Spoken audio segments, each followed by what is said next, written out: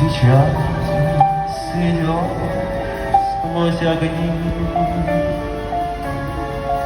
Огляни на мгновение,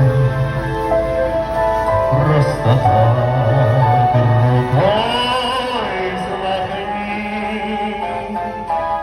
Если вдруг трудно станет,